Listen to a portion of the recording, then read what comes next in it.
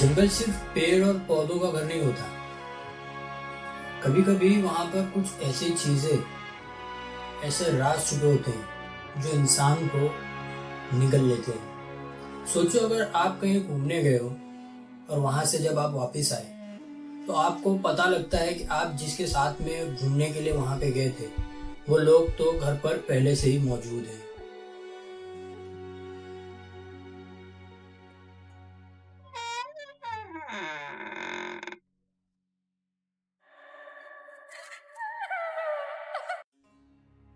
तो आज की जो कहानी है इसी बारे में है, और एक ऐसे जंगल की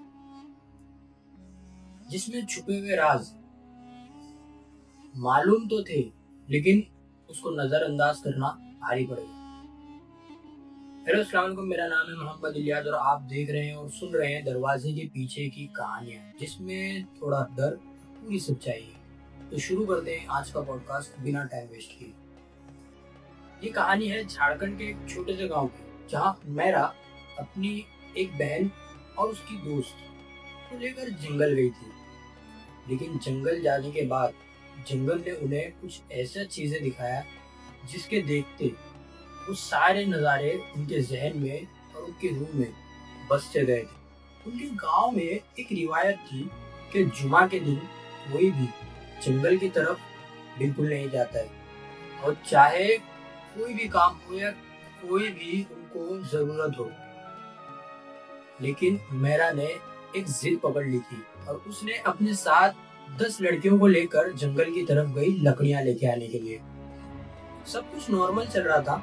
सारी लड़कियों ने सारी तरफ से लकड़ियां जमा कर ली थी, लेकिन उनमें से एक लड़की ने कहा कि जंगल के उस कोने में बहुत ही अच्छा और उम्दा फल लगता है, तो चलो वहां पर जाकर थोड़े सी फल भी खा लेते हैं। सारी लड़कियां आगे चले गए। हुमैरा और उसकी जो दोस्त थी जारा, वो दोनों वहीं पर पीछे रह गए। उनके जाने के बाद जंगल में अचानक से एक खामोशी सी आ गई। न चिड़ियाओं की चहचहाहट, न बकरियों की चिल्लाने की आवाज, और ना ही किसी के चलने की या हंसने की उसकी दोस्तों की आवाज आ रही थी। और अचानक से हवा जो है धीमे धीमे तेज होने लग गई। बस ठंडी ठंडी हवाएं चल रही थी और एक अजीब सी जंगल में गूंज शुरू हो गई। हुमैरा और उसकी दोस्त जारा जब चारों तरफ नजरें दौड़ाने लगी तो चारों तरफ एक अजीब सा सन्नाटा। उन दो के अलावा उस जंगल में कोई नहीं दिख रहा था। आवाज का जोर अचानक से बढ़ने लग गया था। हुमैरा भागते हुए चारों तरफ निगाहें दौड़ाने लगी और अपनी बहन को जोर जोर से आवाज देने लगी, आसिया, आसिया कहाँ हो तुम? पर जवाब में सिर्फ जंगल का सन्नाटा मिल रहा था। पूरे जंगल में चारों तरफ सन्नाटा था और एक भी लड़की नहीं थी।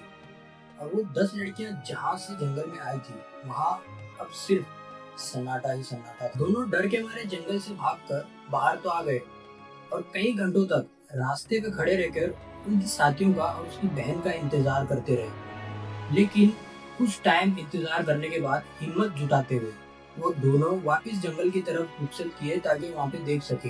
उनके वापस जाने के बाद भी जंगल में वही सन्नाटा था और जंगल में एक अजीब सी फिर से वही गूंज उनको सुनाई में आने लगी। रोते रोते जब हुमैरा घर पहुंची तो उसने देखी कि उसकी बहन आसिया और बाकी सारी लड़कियां तो घर पर ही मौजूद है। और हुमैरा को देखकर सबने कहा, हम तो फल खाकर 15 मिनट में घर आ गए थे।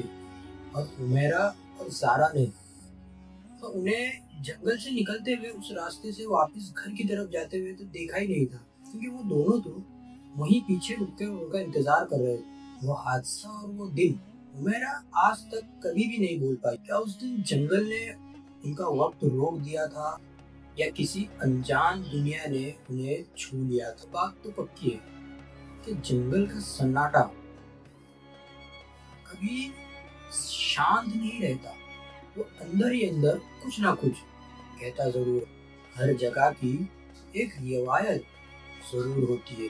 वो सिर्फ अंधविश्वास नहीं, एक छुपा हुआ राज हो सकता है। जगह और वक्त की इज्जत किया करो, क्योंकि कभी कभी इंसान ऐसे हद पार कर देता है जहाँ से वापिस आना बिल्कुल भी आसान नहीं होता। हुमैरा उस जंगल से सही सलामत वापिस लौट तो आई थी घर पर, लेकिन उसके जहन से उस जंगल की गूंज और उस जंगल से उसकी सहेलियां और उसकी बहन का वापिस घर पहुंच जाना एक अजीब सी पहेली बन गई है। हो सकता है कि ये एक वहम हो, या हो सकता है कि उस गांव में, उस जंगल में कोई ऐसे हादसे हुए हों जिसके कारण वहाँ के लोग जंगल में जुमा के दिन जाने से गुरेज करते हैं। तो ये थी आज की कहानी हुमैरा की, जो कि झारखंड से है, वहाँ के किसी जंगल की।